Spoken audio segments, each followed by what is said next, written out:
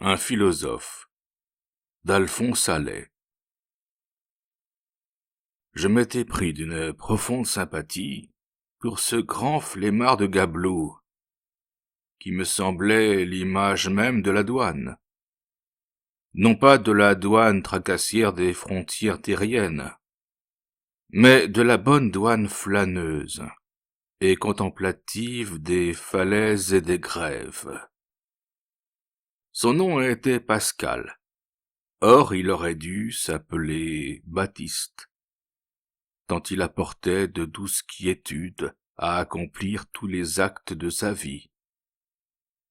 Et c'était plaisir de le voir, les mains derrière le dos, traîner lentement ses 3 heures de faction sur les quais. De préférence, ceux où ne s'amarraient que des barques hors d'usage et des yachts désarmés.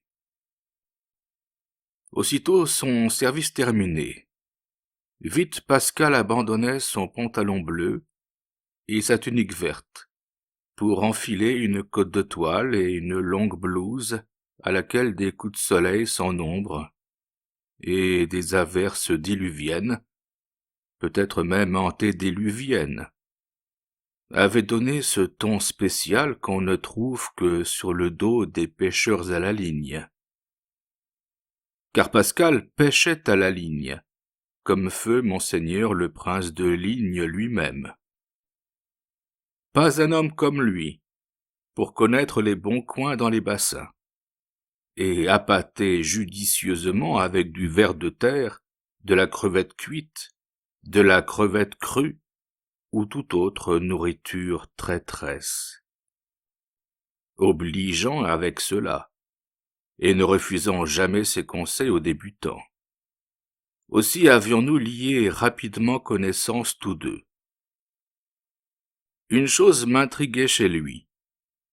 C'était l'espèce de petite classe qu'il traînait chaque jour à ses côtés. 3 garçons et 2 filles, tous différents de visage et d'âge. Ses enfants, non, car le plus petit air de famille ne se remarquait sur leur physionomie. Alors sans doute des petits voisins.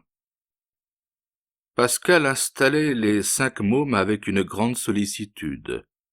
Le plus jeune tout près de lui, l'aîné à l'autre bout.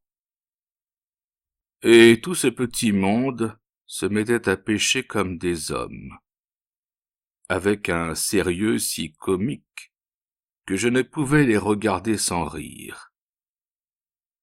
Ce qui m'amusait beaucoup aussi, c'est la façon dont Pascal désignait chacun des gosses. Au lieu de leur donner leur nom de baptême, comme cela se pratique généralement, Eugène, Victor ou Émile, il leur attribuait une profession ou une nationalité. Il y avait le sous-inspecteur, la norvégienne, le courtier, l'assureuse et monsieur l'abbé. Le sous-inspecteur était l'aîné et monsieur l'abbé le plus petit. Les enfants d'ailleurs semblaient habitués à ces désignations. Et quand Pascal disait « Sous-inspecteur, va me chercher 4 sous de tabac », le sous-inspecteur se levait gravement et accomplissait sa mission sans le moindre étonnement. Un jour, me promenant sur la grève, je rencontrai mon ami Pascal en faction, les bras croisés, la carabine en bandoulière, et contemplant mélancoliquement le soleil, tout prêt à se coucher, là-bas, dans la mer. « Un joli spectacle, Pascal !»« Superbe ! On ne s'en lasserait jamais. »« Seriez-vous poète ?»« Ma foi, non. Je ne suis qu'un simple gabelou, mais ça n'empêche pas d'admirer la nature. » Bravo, Pascal. Nous causâmes longuement, et j'appris enfin l'origine des appellations bizarres dont il affublait ses jeunes camarades de pêche.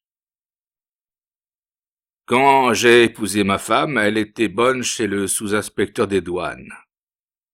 C'est même lui qui m'a engagé à l'épouser. Il savait bien ce qu'il faisait, le bougre. Car 6 mois après, elle accouchait de l'autre aîné, celui que j'appelle le sous-inspecteur, comme de juste. L'année suivante, ma femme avait une petite fille qui ressemblait tellement à un grand jeune homme norvégien dont elle faisait le ménage, que je n'eus pas une minute de doute. Celle-là, c'est la norvégienne. Et puis, tous les ans, ça a continué. Non pas que ma femme soit plus dévergondée qu'une autre, mais elle a trop bon cœur. Des natures comme ça ne s'est pas refusé. Bref, j'ai 7 enfants. Et il n'y a que le dernier qui soit de moi. Et celui-là, vous l'appelez le douanier, je suppose? Non, je l'appelle le cocu. C'est plus gentil. L'hiver arrivait. Je dus quitter Houlbec, non sans faire de touchants adieux à mon ami Pascal et à tous ses petits fonctionnaires. Je leur offris même de menus cadeaux qui les comblèrent de joie. L'année suivante, je revins à Houlbec pour y passer l'été. Le jour même de mon arrivée, je rencontrai la Norvégienne en train de faire des commissions. Ce qu'elle était devenue jolie, cette petite Norvégienne. Avec ses grands yeux verts de mer et ses cheveux d'or pâle, elle semblait une de ces fées blondes des légendes scandinaves. Elle me reconnut et courut à moi. Je l'embrassai. « Bonjour Norvégienne, comment vas-tu ?»« Ça va bien, monsieur, je vous remercie. »« Et ton papa ?»« Il va bien, monsieur, je vous remercie. »« Et ta maman, ta petite sœur, tes petits frères ?»« Tout le monde va bien, monsieur, je vous remercie. » Le cocu a eu la rougeole cet hiver, mais il est tout à fait guéri maintenant. Et puis, la semaine dernière, maman a accouché d'un petit juge de paix.